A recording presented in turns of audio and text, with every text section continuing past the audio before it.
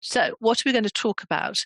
I'm going to be looking at some of the pros and cons of micromobility, some of the rental trials that are current at the moment, the use in particular of private e-scooters, looking at also both the trial and the private e-scooters in the context of liability, novel claims that might arise, e-scooters and the defence of illegality, and insurance considerations.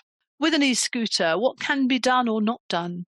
The first thing to really bear in mind is there are two types of e-scooters currently that we see.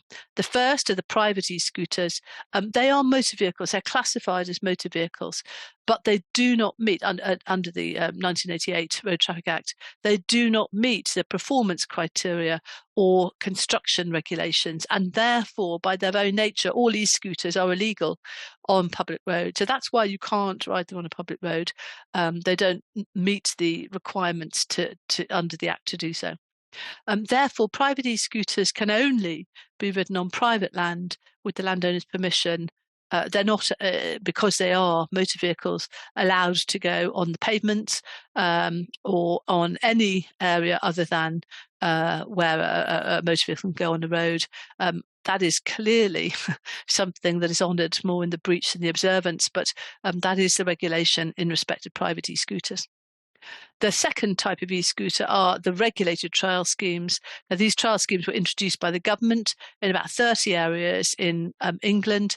They were to run up until May 2023. It's been extended a number of times, but thereafter the trial ends.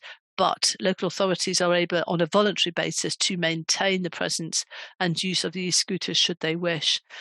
Canterbury in Kent is definitely stopping the e-scooter trials, but I think everywhere else has decided to carry on, at least for the moment.